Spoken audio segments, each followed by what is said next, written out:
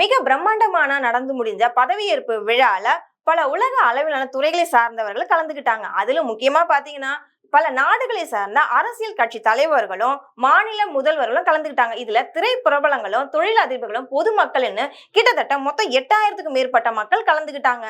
இதுல இன்னொரு ஹைலைட் என்னன்னு பாத்தீங்கன்னா, நம்ம தமிழ்நாட்டுல இருந்து நம்ம சூப்பர் ஸ்டார் ரஜினிகாந்த் அவருடைய மனைவி லதா ரஜினிகாந்த் காலையிலே கிளம்பி போயிட்டாங்க.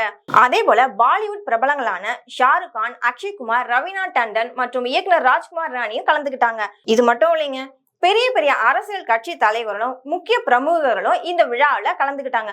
அதுலயும் முக்கியமா நம்ம தமிழ்நாட்டுல இருந்து போன நம்ம சூப்பர் ஸ்டார் ரஜினிகாந்த் என்ன சொல்லியிருக்காருன்னா, நடந்து முடிந்த நாடாளுமன்ற தேர்தல்ல மக்கள் சரியான தீர்ப்பு தான் கொடுத்திருக்காங்க, வலுவான எதிர்கட்சியா உருவாகி இருக்குன்னு திரு ரஜினிகாந்த் சொல்லியிருக்காரு. அது மட்டும் இல்லாம 3வது முறையா பிரதமர் பதவி ஏற்றிருக்க திரு நரேந்திர மோடிக்கு என்னுடைய நெஞ்சார்ந்த வாழ்த்துக்கள்னு சூப்பர் ஸ்டார் ரஜினிகாந்த் சொல்லியிருக்காரு. நடந்து முடிந்த நாடாளுமன்ற தேர்தல்ல மக்கள் சரியான ஆளை தான் தேர்வு எடுத்திருக்காங்க, வரக்கூடிய அடுத்த 5 ஆண்டு காலம் வளமான எதிர்காலமாக அமையும் மக்களுக்குன்னு சூப்பர் ஸ்டார் ரஜினிகாந்த் சொல்லியிருக்காரு. மாநில கட்சியாக அங்கீகாரம் பெற்றுள்ள நாம் தமிழர் கட்சி தலைவர் சீமானுக்கும் விடுதலை சிறுத்தைகள் கட்சி தலைவர் திருமாவளவருக்கும் என்னோட நெஞ்சார்ந்த வாழ்த்துக்கள்னு சொல்லியிருக்காரு.